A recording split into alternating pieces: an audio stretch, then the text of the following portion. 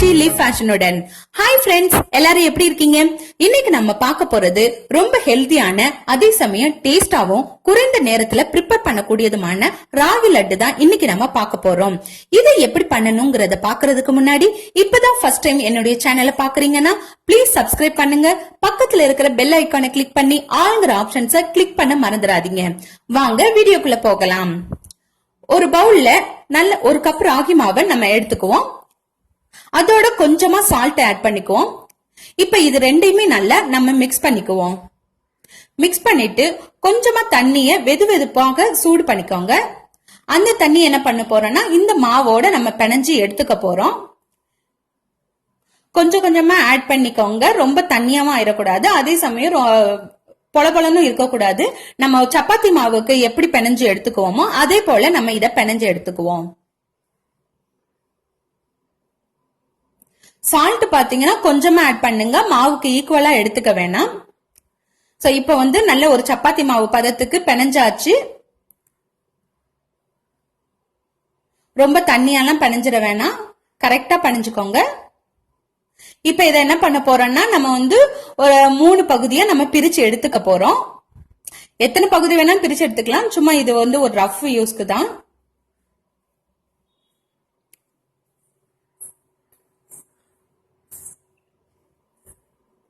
இந்த மாதிரி நல்ல எல்லா மாவையும் உருட்டி எடுத்துக்கோங்க, தனியா பிரிச்சு எடுத்துக்கோங்க. நல்ல பெரிய உருண்டையாவே போட்டுக்கோங்க, அப்பதான் வசதியா இருக்கும். நம்ம மாவை பிரிச்சு எடுத்தாச்சு. இப்ப என்ன பண்ண போறோம்னா சப்பாத்தி தவாவை ஹீட் பண்ணிருக்கோம்.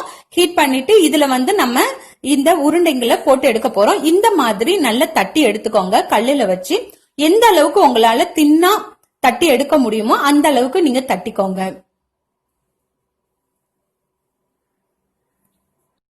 எந்த அளவுக்கு நம்ம தின்னா கல்லுல தட்டுறோமோ அந்த அளவுக்கு நல்லா உள்ள குக் ஆகும். அதுக்காக தான் தின்னா தட்டிக்கோங்கன்னு சொல்றது. இப்ப ஒரு பக்கெட்டு நல்லா குக் ஆயிருச்சு. இத பெரட்டி போட்டு இன்னொரு பக்கமும் நம்ம வேக வச்சு எடுத்துக்குவோம்.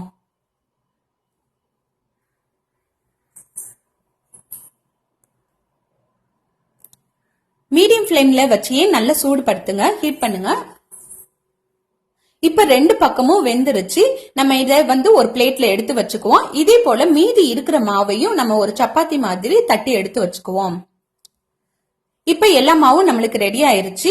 இப்ப நம்ம இதை என்ன பண்ண போறோம்னா ஒரு மிக்ஸி ஜார்ல நம்ம எடுத்துக்கிட்டு சின்ன சின்ன துண்டுகளா நம்ம அதுல உடைச்சு போட போறோம். சின்ன சின்ன துண்டுகளாவே உடைச்சு போட்டுக்கோங்க.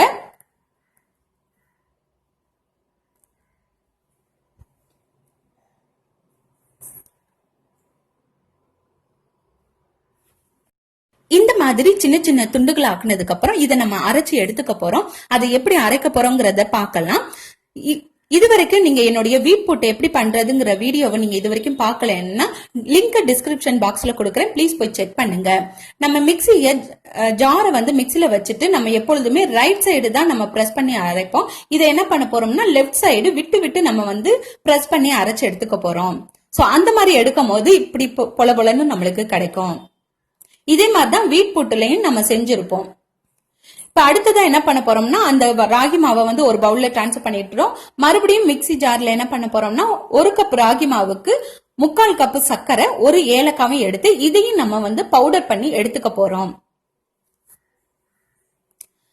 பவுடர் பண்ணதுக்கு அப்புறம் அதே ராகி மாவுல நம்ம சேர்த்து இப்ப ரெண்டையுமே மிக்ஸ் பண்ணிக்க போறோம்.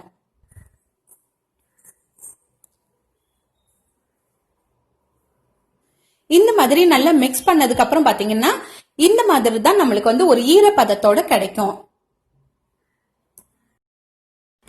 நல்லா பெனஞ்சு இது போல எடுத்துக்கோங்க. இந்த மாதிரி இருக்கும் போது நம்மளுக்கு நல்லா உருட்டுறதுக்கு வசதியா இருக்கும். அடுத்ததான் நம்ம என்ன பண்ண போறோம்னு பாத்தீங்கன்னா 1 ஸ்பூன் நெய் போதுங்க. இதுக்கு ரொம்ப நெய் தேவையில்லை. 1 ஸ்பூன் நெய்யை நம்ம ஹீட் பண்ணி அதுல உங்களுக்கு விருப்பமான நட்ஸை போட்டுக்கோங்க. நான் முந்திரி தான் போட போறேன். முந்திரி மட்டும்தான் நான் இதுல யூஸ் பண்ண போறேன். சோ நெய் நல்லா ஹீட் ஆயிருச்சு. அதுல முந்திரியும் போட்டு நல்லா பொரிச்சு எடுக்க போறேன். பொரிச்சு எடுத்து அப்படியே நம்ம ராகி மாவு வச்சிருக்கோம்ல அதுல நம்ம ஊத்தி நல்லா பிணைஞ்சுக்கலாம். நல்லா பொரிஞ்சிருச்சு. சோ இப்ப மாவுல ஊத்திட்டேன். ஊத்தி இப்ப இதை என்ன பண்ண போறோம்னா இதே ஹீட்டோட நம்ம நல்லா வந்து கலந்து எடுத்துக்க போறோம். நெய்யோட இந்த மாவு வந்து நல்லா மிக்ஸ் ஆகுற மாதிரி நல்லா கலந்து எடுத்துக்கோங்க.